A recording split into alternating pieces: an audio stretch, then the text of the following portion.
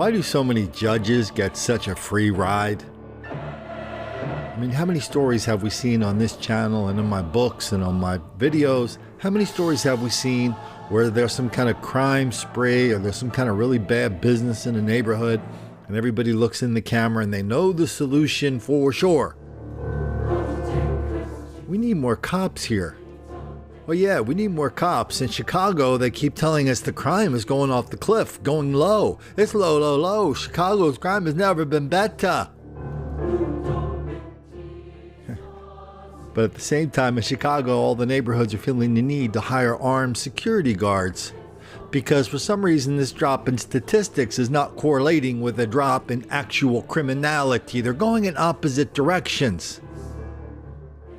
Cops in Chicago will tell you that. And the reason they're going in opposite directions is because it's not the cops. It's the judges, the district attorneys. The cops are catching people. They're catching them all night and day.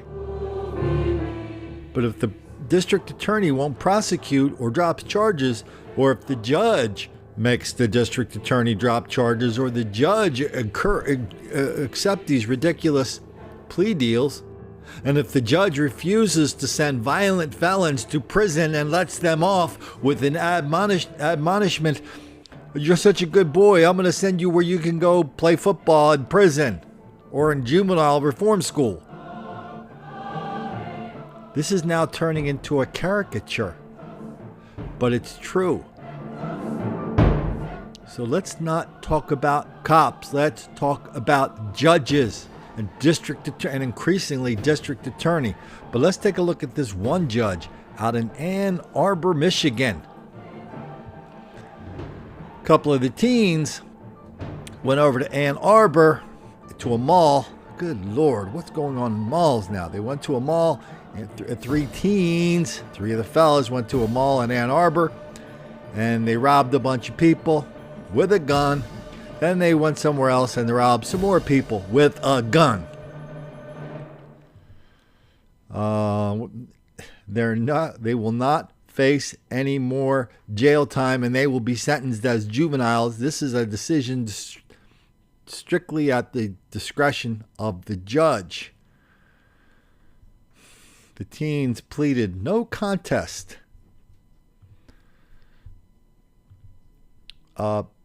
to assault, and they plead no contest to assault with intent to rob while armed. They could have been sentenced to life in prison if they were tried as adults, but the Judge O'Brien, we're going to meet Judge O'Brien in a minute. She sentenced them as juveniles per a plea agreement. You know, way down at the bottom of the story, and you got to piece this together. They whatever they were sentenced for, the original charges were 2 counts of conspiracy to commit robbery, 6 counts of armed robbery, 1 count of carrying a weapon, armed robbery from a separate case. These were all guys with records. They were just a couple of wannabe Bonnie and Clydes without the Bonnie. And they got caught. Now let's hear how the judge sentenced to them. What the judge sent them. Judge O'Brien said the teenagers were at a crossroads in their lives, and only they can tell where they go from there. You have to learn from your past and stop and think before you do something, she said. I hope you get to the facility so you can start earning your rights there. Then she throws a little bone to the victims. As part of their sentence, the 3 will receive mental health treatment. Let me see. They committed armed robberies on December 1st. They robbed 5 people with a gun in a parking lot.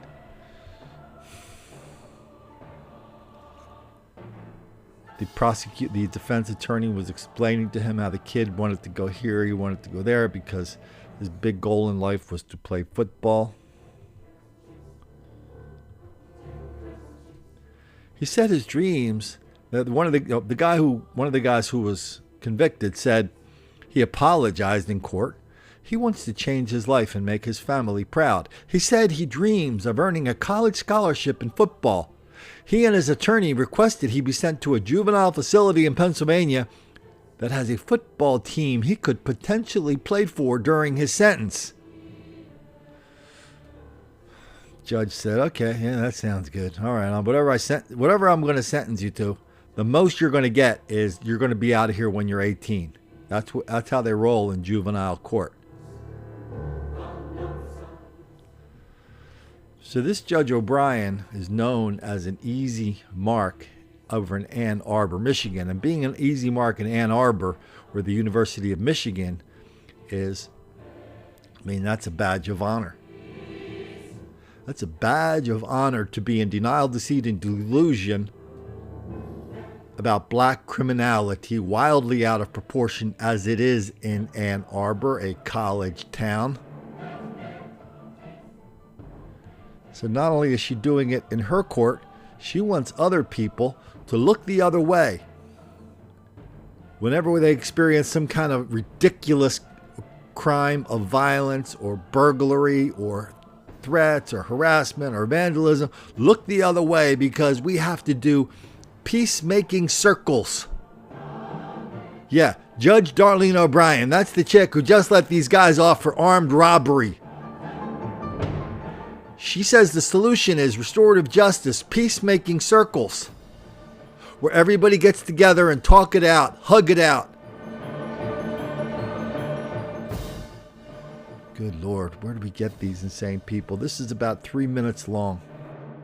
I'm Darlene O'Brien, and I'm one of the judges at the Washtenaw County Probate Trial Court. And I'm very pleased to greet all of you this morning and welcome you to this training.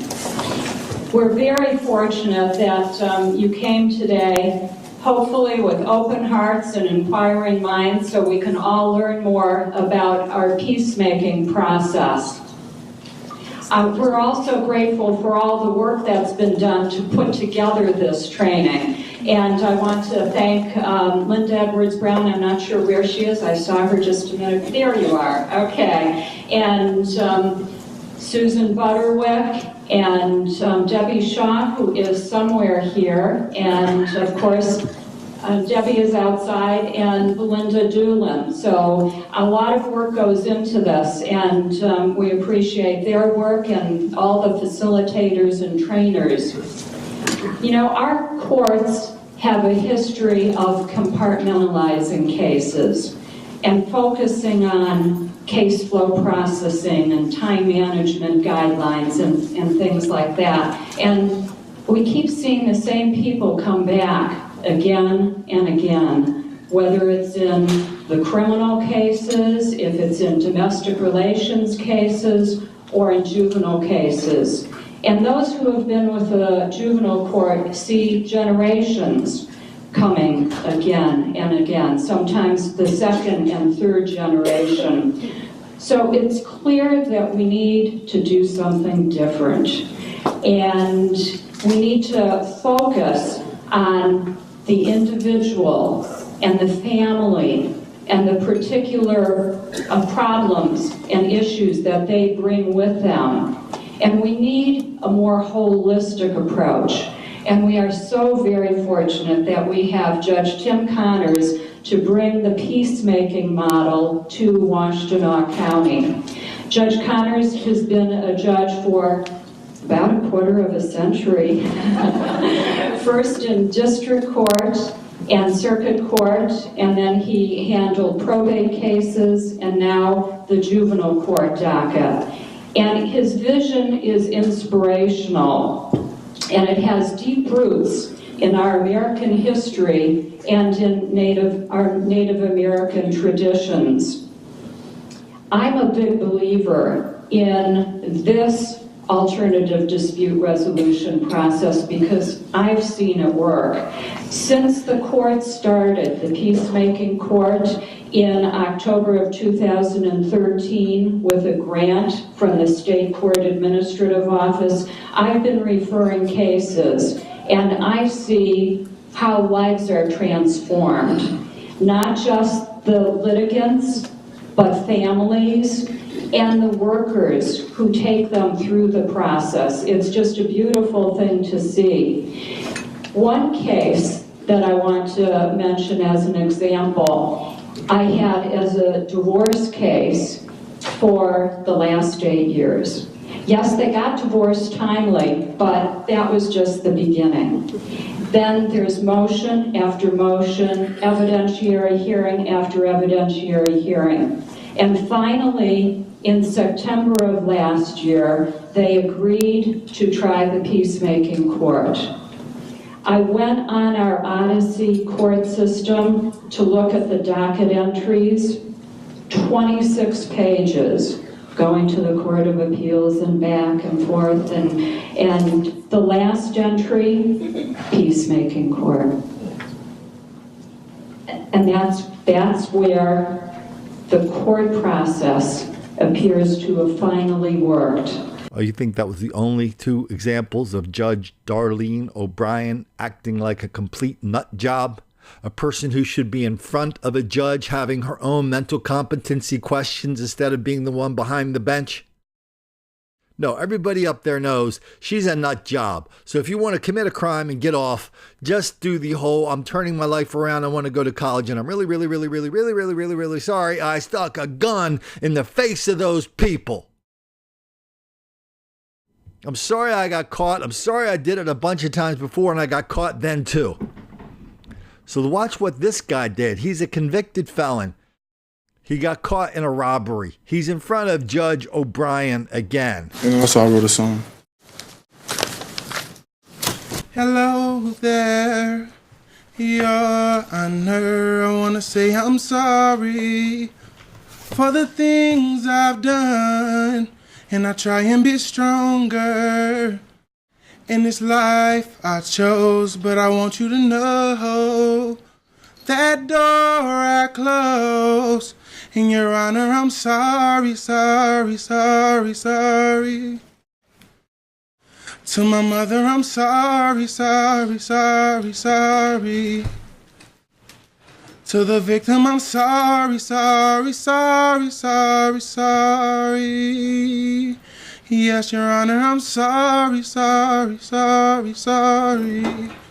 Oh. Thank you, Your Honor. You know, when they talk about peacekeeping, they talk about something called restorative justice, as if when you are the victim of some kind of ridiculous level of crime and violence, as if there's something the judge or something the victim can do to restore your peace of mind, which is a complete fallacy. When you're the victim of a ridiculous level of crime and violence at the hands of one of the fellas, they have broken something inside of you. That's permanent. You can't fix that. You can deal with it. You can't fix it. There are no magic words from the criminal who did that to you to come up there and say, well, I'm really sorry. There are no magic words you can say to him to say, why did you do this? Why did you ruin my life? Why did you break part of my life? There are no magic words. Sorry. But then there's this other woman, part of the same program. She kind of gives away the game. That the game is, it's not really about restorative justice. The game is really how do we fix this enormous problem that white racism has imposed upon our society that's forcing black people to commit all these crimes against white people. How do we fix the white racism? Because once we fix that, well, that's the magic bullet. Listen to this idiot. So one of the things that occurred to me along the path of working in this field was that the restorative justice field, so both the practice and also the understandings that had come from people paying attention to what do victims really need, that the information that we were surfacing in a much clearer way than was out there before restorative justice started articulating what victims need. So that victims need to tell their story. They need to be validated that what happened to them was wrong. They may need to tell their story many, many times. They need somebody to deeply listen and care about what happened. And they need some kind of either literal or symbolic amends. And when I thought about those things that victims need, I thought, well, that gives us direction for what we could do about the problem of race in this country. And where white people have felt sort of helpless, what do we do about what happened in the past? The restorative justice framework gives us direct action to take that would, I think, change the future in terms of racial dynamics.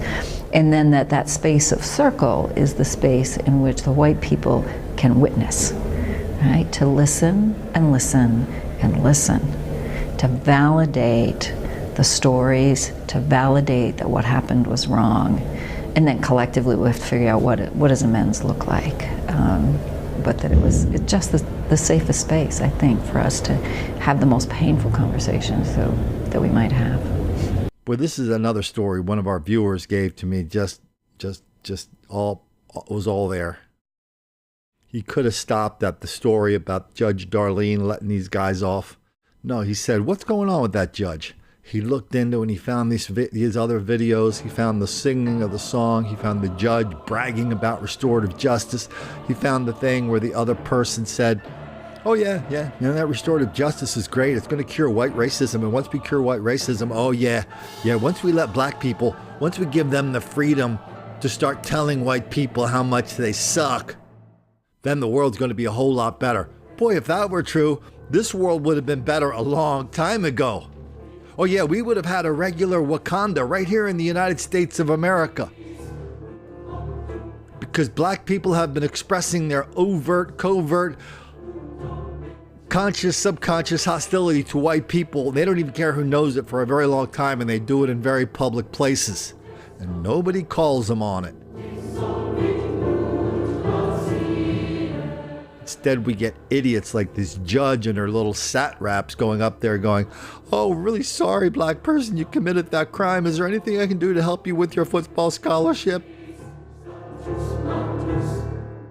Maybe we can get the victim to help pay for your books because we know the victim really must have done something to you to cause the crime, right? Did they drop an N-bomb on you?" Because even if they don't drop an N-bomb you, he could have dropped an N-bomb on you. He was thinking about dropping an N-bomb you, and that's all it takes to make the black kids angry.